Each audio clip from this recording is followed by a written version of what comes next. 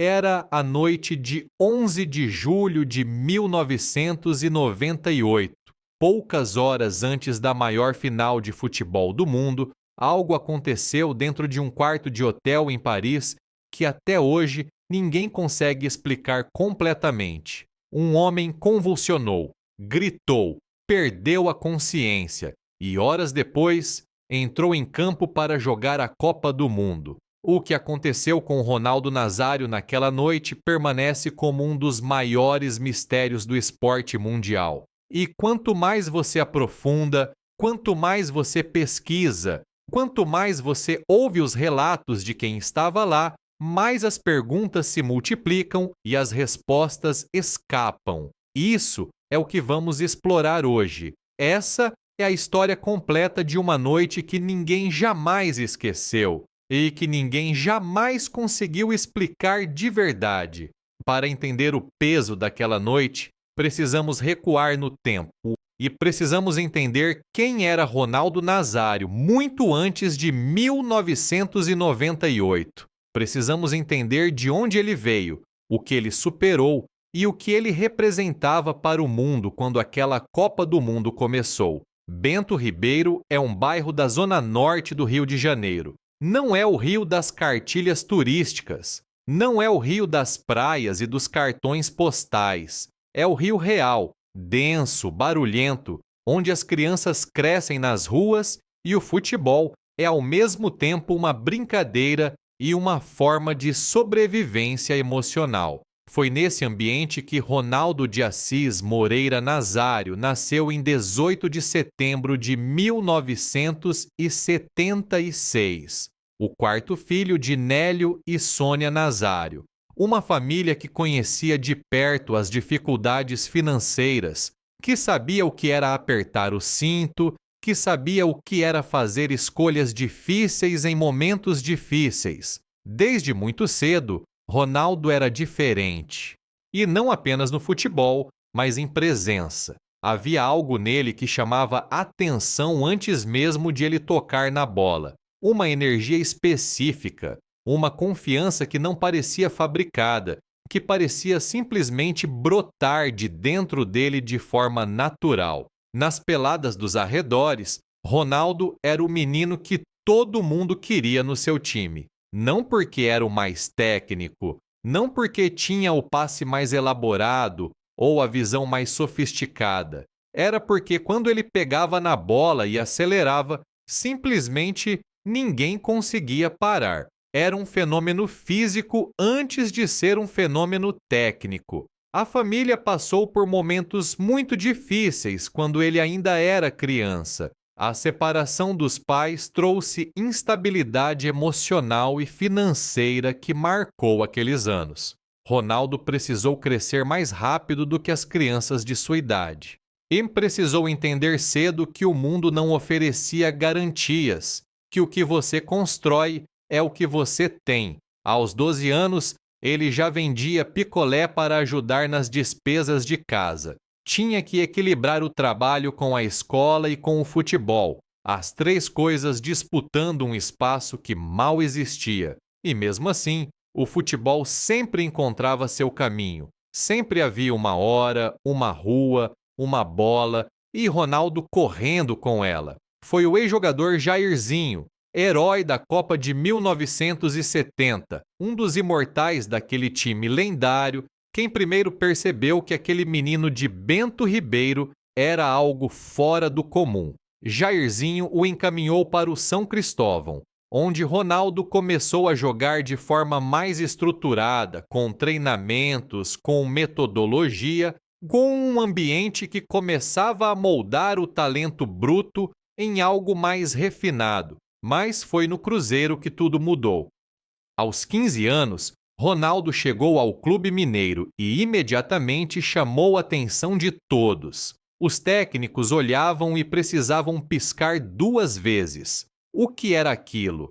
Como um menino tão jovem se movia com aquela naturalidade, com aquela velocidade, com aquela combinação impossível de agilidade e força física? Na temporada de 1993, com apenas 16 anos, Ronaldo já marcava gols pelo Cruzeiro em competições oficiais. Gols que faziam as arquibancadas se levantarem. Gols que faziam as pessoas se virarem para o vizinho com aquela expressão de incredulidade que só os grandes momentos esportivos conseguem provocar. Em 1994, aconteceu algo que poderia ter deformado qualquer jovem, algo que poderia ter criado um ego inflado, um jovem perdido dentro da própria grandiosidade prematura. E Ronaldo foi convocado para a seleção brasileira com 17 anos para a Copa do Mundo nos Estados Unidos. 17 anos. Copa do Mundo. Seleção Canarinho. Mas Ronaldo não foi convocado para jogar. Foi convocado para aprender, para observar, para absorver. Ficou no banco durante todo o torneio, sem entrar em campo nenhuma vez. Outro jogador poderia ter ficado frustrado, poderia ter reclamado, poderia ter se sentido subestimado. Ronaldo não. Ronaldo assistiu. Ronaldo observou Romário e Bebeto combinando em sintonia perfeita. Observou Mazinho e Mauro Silva organizando o meio-campo. Observou Tafarel defendendo com calma cirúrgica. E quando o Brasil ergueu a taça naquele verão americano, Ronaldo celebrou como se fosse seu. Porque de certa forma era, porque aquilo era o futuro que ele estava vendo ao vivo, o nível que ele tinha a obrigação de alcançar. No ano seguinte, 1995, Ronaldo foi para o PSV Eindhoven, na Holanda. Tinha 18 anos. Estava sozinho em um país estrangeiro, com uma cultura diferente, um idioma diferente, um futebol diferente. E o que ele fez? Marcou 30 gols em 33 jogos na sua primeira temporada europeia. O mundo do futebol começou a prestar atenção de uma forma diferente. Não era mais o talento promissor, não era mais o jovem com potencial. Era um fenômeno em funcionamento pleno, e ele tinha apenas 18 anos. Então veio a Barcelona. A oferta do clube catalão era irrecusável, tanto em termos financeiros quanto em termos esportivos. Barcelona era o palco, era onde os maiores jogavam, era onde a história era escrita com letras de ouro, e Ronaldo no Barcelona foi uma explosão. E uma temporada absolutamente devastadora, que fez as pessoas ao redor do mundo parar e questionar se o que estavam vendo era real. 47 gols em 49 jogos.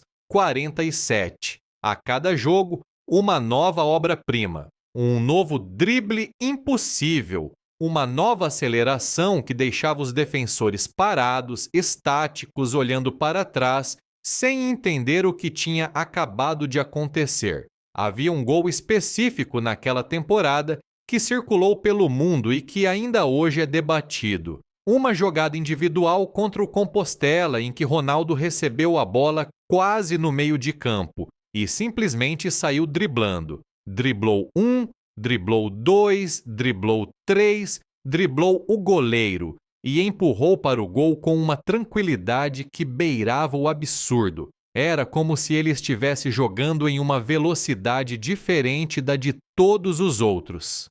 A Copa do Rei daquele ano foi vencida pelo Barcelona e Ronaldo foi o herói, mas havia tensão nos bastidores. O presidente do clube, Josep Luiz Nunes, e o técnico Bob Robson estavam em conflito permanente. E Ronaldo estava no meio disso tudo, uma joia que todos queriam controlar, mas que era grande demais para qualquer gaiola. Quando a proposta da Inter de Milão chegou, era impossível resistir. 27 milhões de dólares. O contrato mais caro na história do futebol até aquele momento. Ronaldo tinha 20 anos e era o jogador mais caro do mundo. Em Milão, a pressão era de uma natureza diferente. A Série A italiana era o campeonato mais tático, mais físico, mais defensivamente organizado do planeta. Os defensores italianos eram calculistas, experientes,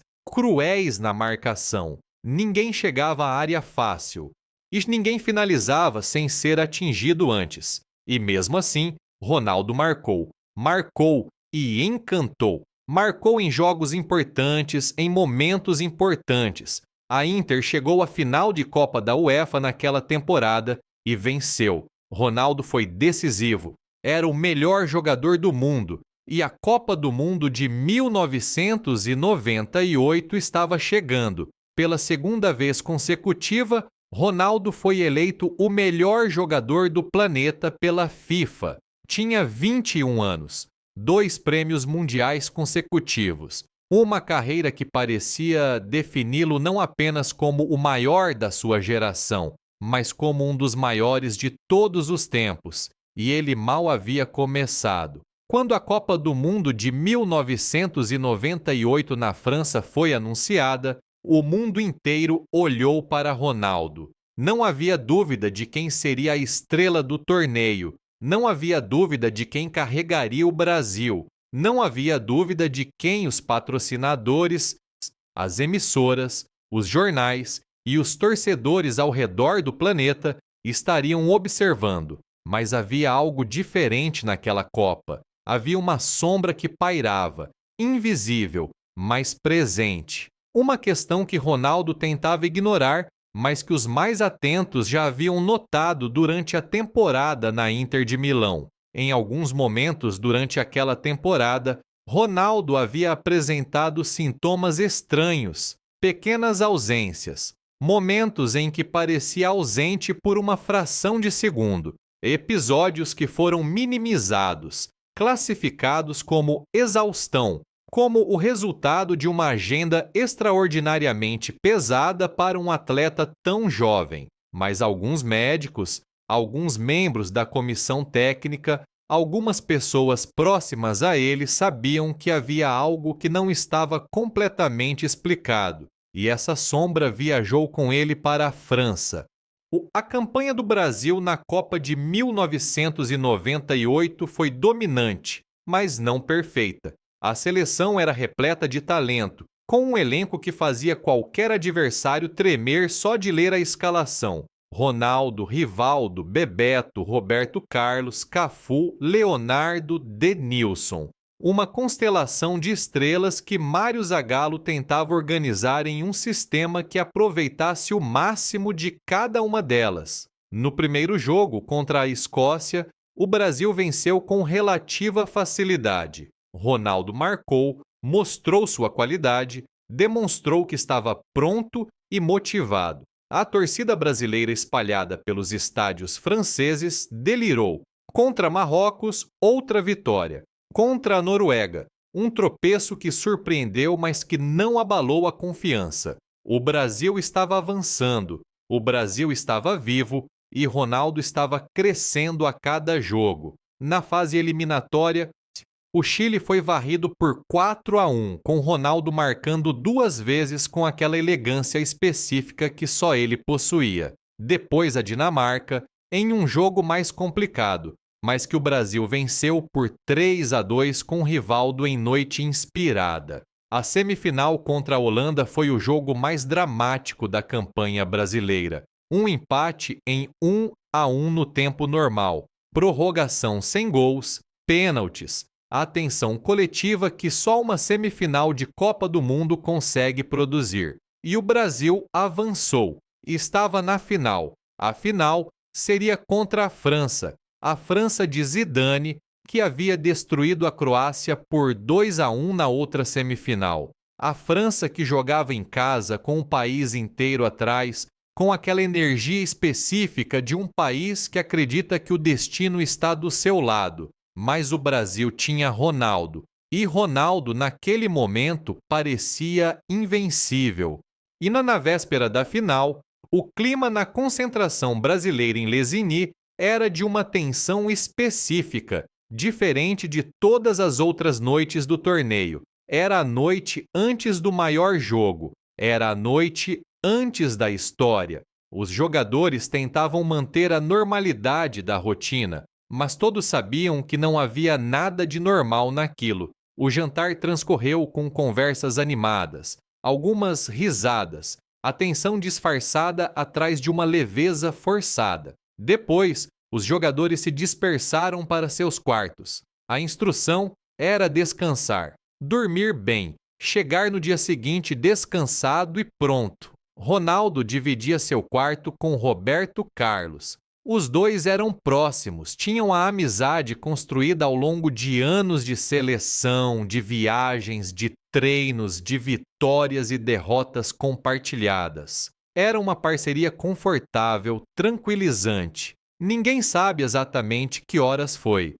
Os relatos variam, e essa variação em si já é reveladora. Alguns dizem que foi por volta da meia-noite, outros falam em 1 da manhã, outros ainda mencionam horários diferentes. O que todos concordam é que foi durante a madrugada, muito antes do amanhecer. Roberto Carlos estava dormindo quando foi acordado por sons que não faziam sentido, sons que vinham da cama de Ronaldo, sons que não eram os sons normais de alguém dormindo agitado.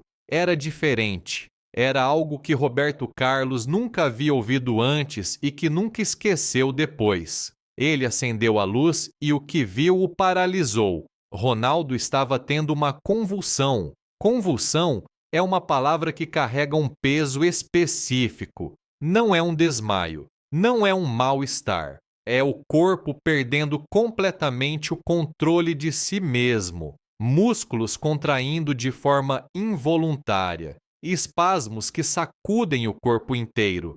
A pessoa está presente e, ao mesmo tempo, completamente ausente.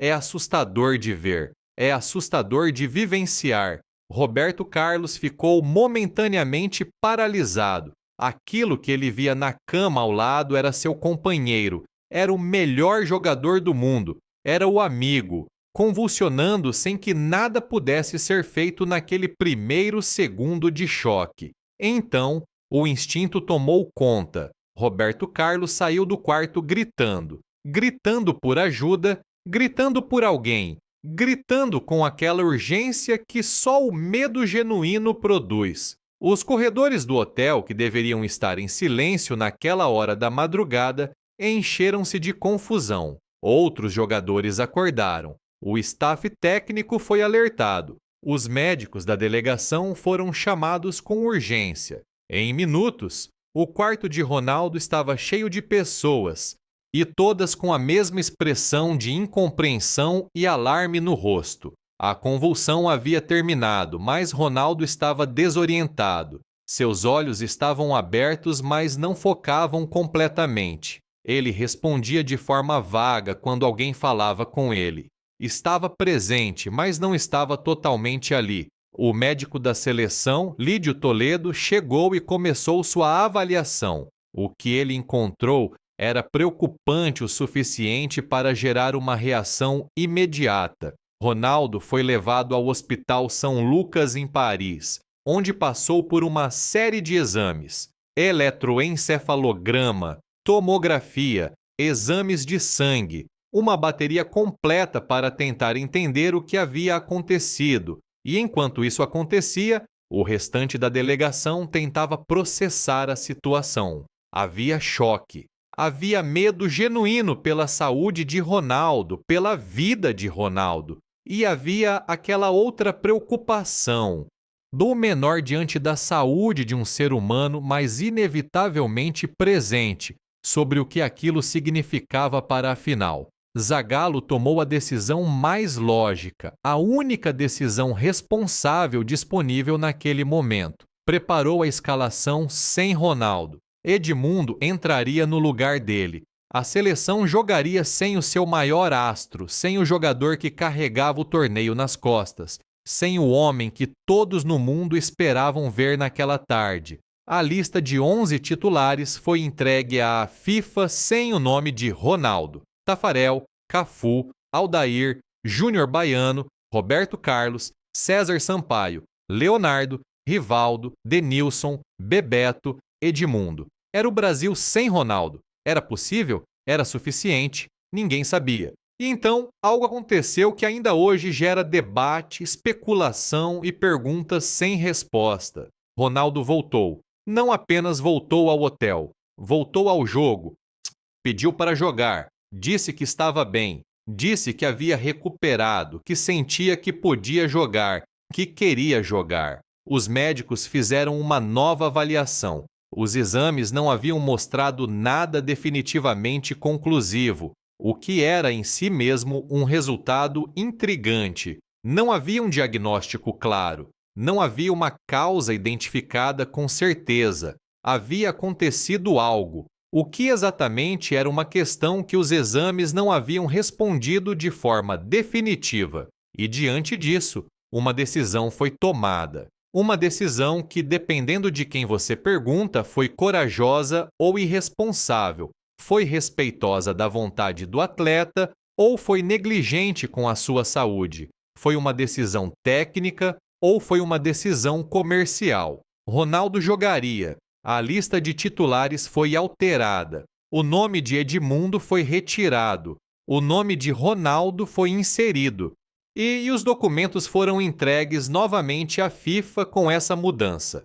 Tudo dentro do prazo regulamentar, mas por uma margem que alguns dizem ter sido mínima. Quando Ronaldo apareceu nos vestiários antes do jogo, os companheiros olharam para ele com aquela mistura de alívio e preocupação que é difícil de separar. E estavam felizes de tê-lo de volta. E estavam preocupados com o que haviam visto horas antes. Ronaldo parecia calmo, parecia determinado, parecia presente, mas havia algo diferente. Algo que os companheiros mais próximos notaram, mas que era difícil de articular. Era uma espécie de distância, como se a luz nos olhos estivesse ligada, mas em uma intensidade menor. O Stade de France estava absolutamente tomado. 75 mil pessoas dentro do estádio, bilhões assistindo ao redor do mundo, a França inteira de azul e branco e vermelho, acreditando que aquele era o momento do seu país.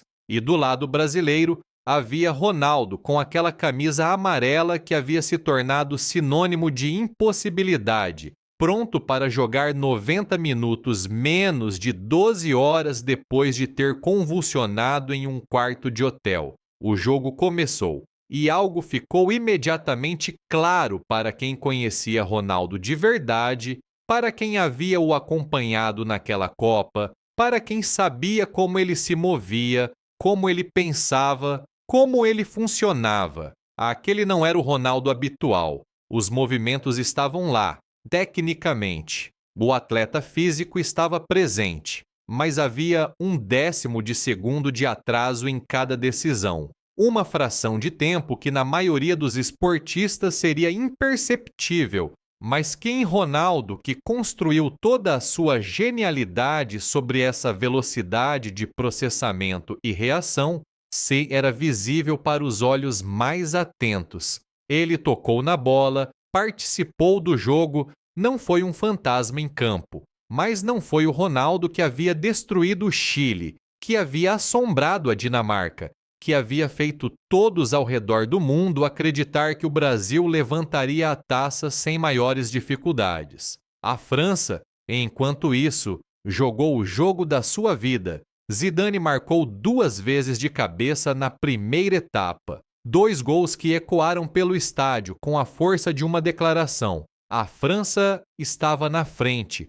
a França estava controlando, e o Brasil de Ronaldo não encontrava o caminho de volta. Quando Emmanuel Petit marcou o terceiro na reta final do segundo tempo, o jogo estava encerrado. A França havia vencido por 3-0. A taça ficou em Paris. E Ronaldo havia ficado em campo durante os 90 minutos, sem marcar e sem criar aquela magia que havia sido sua marca durante todo o torneio.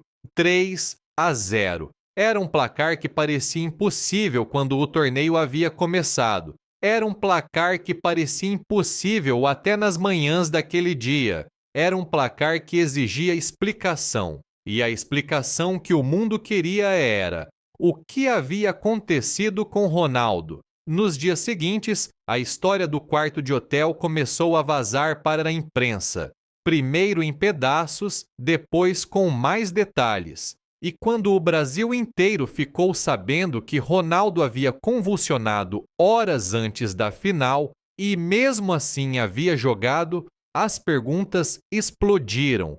Por que ele havia jogado? Quem havia tomado essa decisão? Foi uma decisão médica? Foi uma decisão do próprio Ronaldo?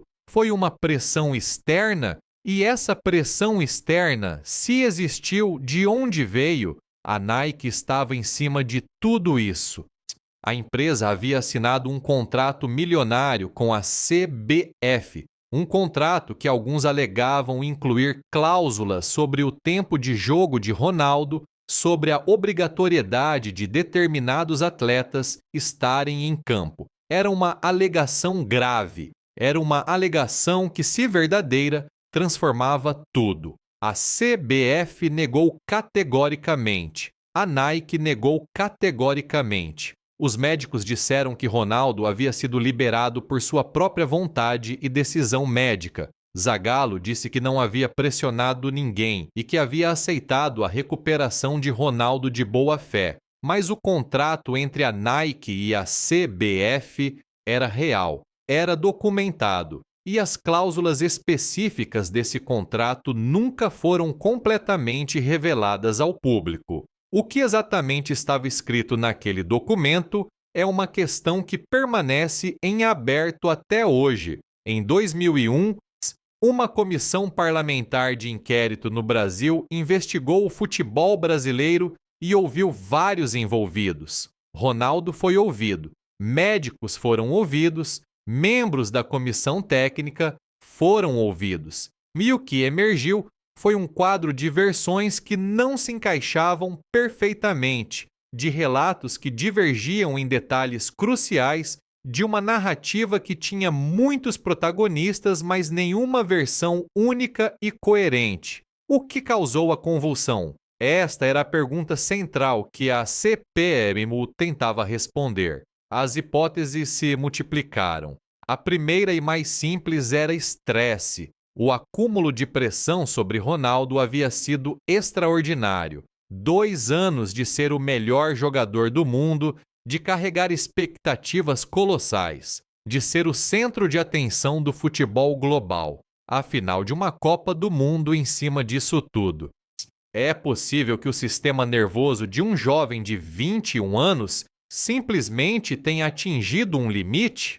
A segunda hipótese eram os medicamentos. Durante a Copa, Ronaldo havia tomado uma série de remédios para dores e lesões. Medicamentos que permitem que atletas de alto rendimento continuem em campo mesmo quando o corpo pede descanso. Havia algo nessa combinação química que poderia ter contribuído para o episódio? Alguma interação medicamentosa que ninguém havia previsto? A terceira hipótese, que ficou suspensa no ar sem nunca ter sido completamente provada nem descartada, era que Ronaldo havia tido anteriormente episódios similares que não foram adequadamente investigados, que havia uma condição neurológica subjacente que a agenda brutal dos últimos anos havia deixado sem diagnóstico correto. E que aquela noite em Les Unis foi quando essa condição se manifestou de forma impossível de ignorar. A quarta hipótese, a mais sombria e a mais politicamente carregada, era que havia interesses financeiros na decisão de Ronaldo jogar. Que alguém, em algum nível, havia calculado que o custo de Ronaldo não jogar a final, em termos de contratos, de marketing, de imagem, era maior do que o risco de colocá-lo em campo após um episódio médico sério. Nenhuma dessas hipóteses foi definitivamente provada. Nenhuma foi definitivamente descartada. O próprio Ronaldo, ao longo dos anos, falou sobre aquela noite em várias ocasiões, em entrevistas, em autobiografias, em documentários. E mesmo em seus próprios relatos, há nuances. Há momentos em que a narrativa parece densa de significados não ditos.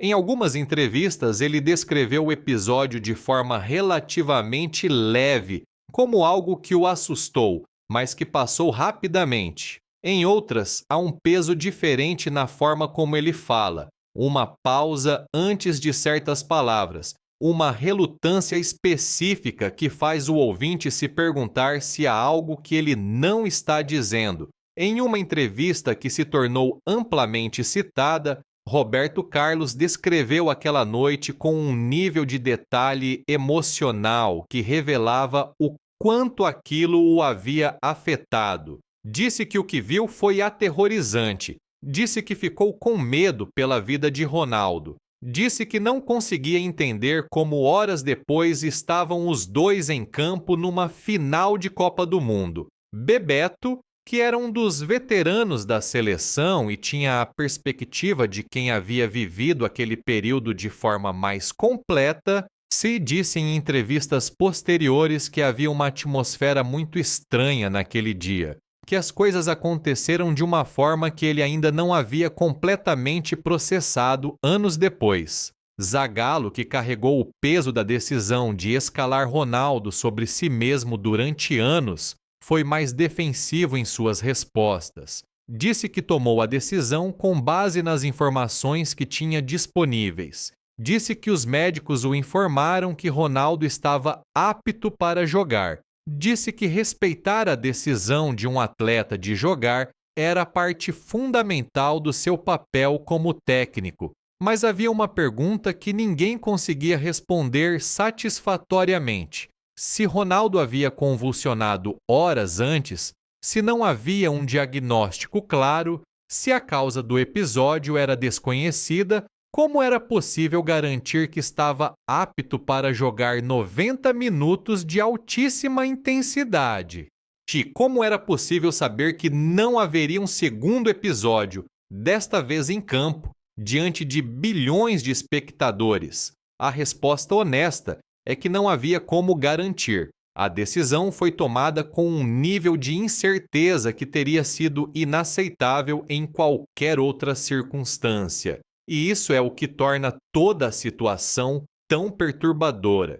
Porque se tratava de uma Copa do Mundo, porque se tratava de bilhões de dólares em contratos e direitos, porque se tratava do melhor jogador do mundo em seu momento de maior visibilidade. E quando todas essas forças se encontram, quando o esporte e o dinheiro e a saúde humana se cruzam em um único momento de decisão, é muito difícil saber com certeza quais forças estavam realmente no comando. O Brasil voltou para casa sem a taça, voltou com a derrota pesada e com as perguntas sobre Ronaldo.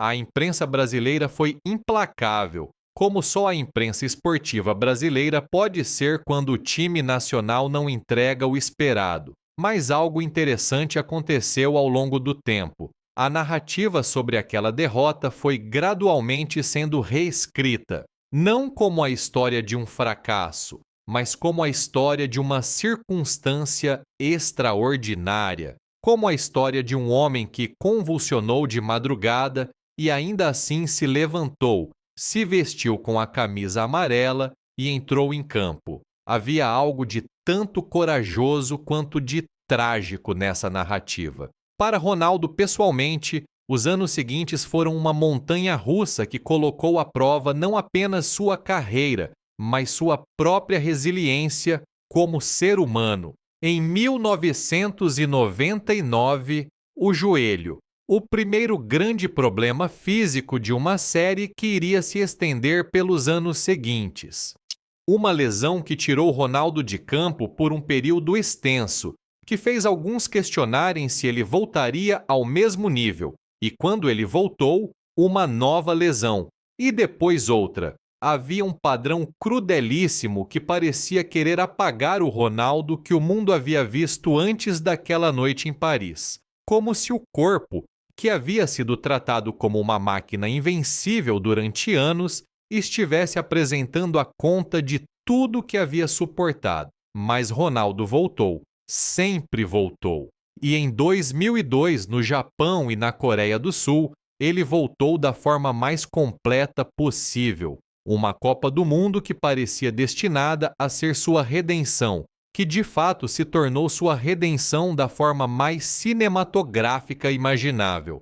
Ronaldo marcou 8 gols naquela Copa. 8, inclusive 2 na final contra a Alemanha, e aqueles 2 gols que fizeram o mundo inteiro levantar e reconhecer que estavam diante de algo que transcendia o esporte comum. Quando ele ergueu a taça em Yokohama, naquele 30 de junho de 2002, havia lágrimas.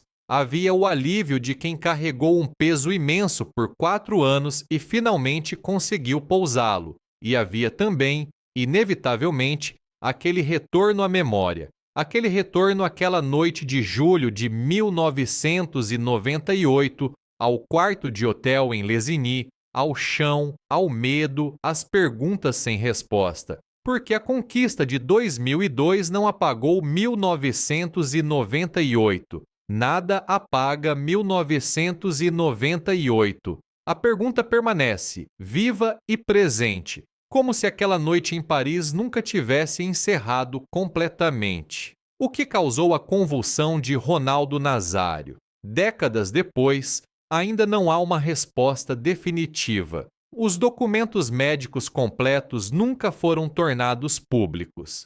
Os exames que ele realizou naquela madrugada no hospital parisiense nunca foram totalmente divulgados.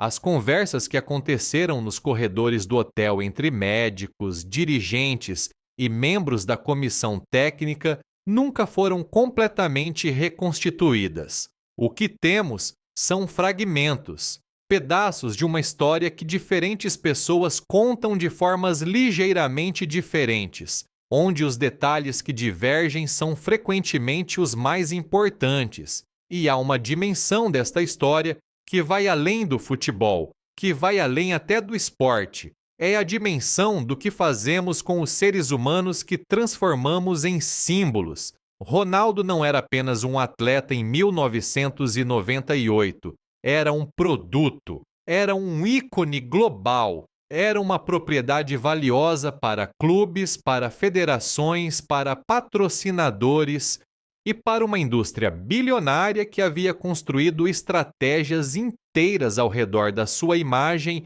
e da sua presença em campo. E quando esse ser humano, que era ao mesmo tempo um fenômeno e uma criança de 21 anos longe de casa, caiu numa cama convulsionando de madrugada, a questão que deveria ter sido imediata e absoluta era: como está ele? O que ele precisa? O que é melhor para a sua saúde? Mas havia outras perguntas acontecendo ao mesmo tempo. Havia conversas em outros quartos daquele hotel que ninguém gravou, mas que são possíveis de imaginar. Conversas sobre o jogo, sobre o impacto, sobre os contratos, sobre o que significaria para tudo aquilo que havia sido construído ao redor do nome de Ronaldo se ele não aparecesse naquela final. E não estamos aqui afirmando que dinheiro superou saúde naquela decisão. Não temos provas suficientes para essa afirmação, mas estamos dizendo que as condições existiam para que esse conflito acontecesse. E quando as condições existem para que algo aconteça, e o resultado é compatível com esse algo ter acontecido, a pergunta não vai embora simplesmente porque ninguém quer respondê-la. Há ainda uma última dimensão desta história que merece atenção. Ronaldo viveu com essas perguntas, carregou-as ao longo de toda a sua carreira posterior, ao longo de todas as suas aparições públicas, ao longo de cada entrevista em que o tema inevitavelmente surgiu. Imagine o peso de saber que a noite mais misteriosa da sua vida ficou exposta para o mundo inteiro especular, analisar, debater. Que os momentos mais vulneráveis que você viveu e quando seu corpo traiu você de uma forma assustadora num quarto de hotel às 3 da manhã, viraram matéria de CPI, de documentário, de especulação pública incessante. E, ao mesmo tempo, imagine a ambiguidade de não ter uma resposta definitiva para dar, de não conseguir dizer com certeza o que aconteceu naquela noite, porque talvez nem você mesmo saiba completamente. Porque a medicina não deu uma resposta clara. Porque os exames não apontaram uma causa definitiva. Porque a memória de uma convulsão não é uma memória nítida. Ronaldo seguiu em frente, voltou, ganhou Copas do Mundo, ganhou campeonatos europeus, marcou gols que fizeram o mundo inteiro parar. Construiu uma das maiores carreiras da história do futebol sobre uma fundação que incluía aquela noite misteriosa como um capítulo permanentemente aberto. E o esporte foi maior do que qualquer resposta poderia ter sido, porque o esporte guarda seus mistérios da mesma forma que guarda seus momentos de glória. Os dois se alimentam mutuamente. A incerteza sobre o que aconteceu naquela noite de julho de 1998 faz parte da grandeza de tudo que veio antes e depois. Mas, ao mesmo tempo, esse mistério nos lembra de algo importante. Nos lembra que por trás dos números de contrato, por trás das estratégias de marketing, por trás das transmissões globais e dos outdoors e das camisas vendidas em todos os continentes, havia um jovem de 21 anos. Um jovem que havia vendido picolé para ajudar a família. Um jovem que havia dormido em quartos simples durante anos de formação. Um jovem que havia dado ao mundo o espetáculo mais puro que o futebol pode oferecer. E esse jovem, naquela madrugada em Lesigny, precisava de cuidado antes de precisar de qualquer outra coisa. Se ele recebeu todo o cuidado que precisava, ou se as circunstâncias tornaram impossível separar o cuidado dos interesses, é a pergunta que permanece.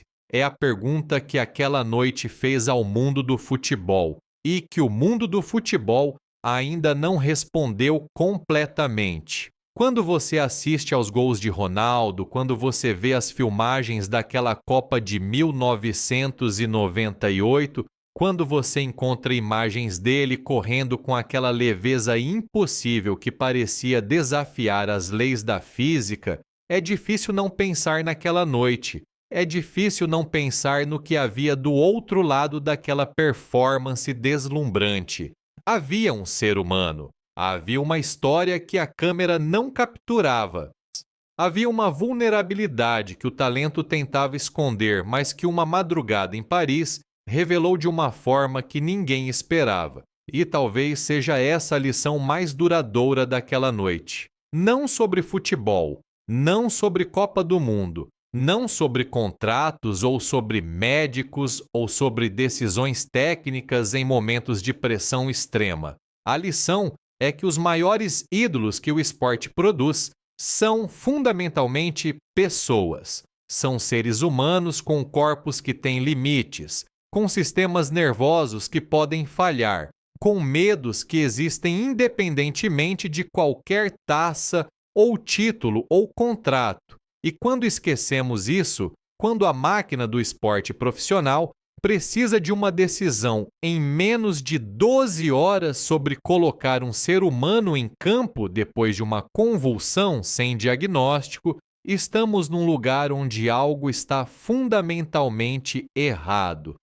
A pergunta sobre o que aconteceu com o Ronaldo Nazário naquela noite não vai ter resposta completa. Os arquivos não serão abertos. Os relatos não convergirão para uma versão única. O mistério continuará sendo mistério, mas as perguntas que essa história levanta sobre como tratamos os atletas que amamos, sobre quem realmente toma as decisões quando os interesses se multiplicam, sobre o que fica invisível atrás das luzes dos grandes estádios, essas perguntas têm respostas. Ou deveriam ter. É o que ficamos pensando sempre que voltamos àquela noite de julho de 1998.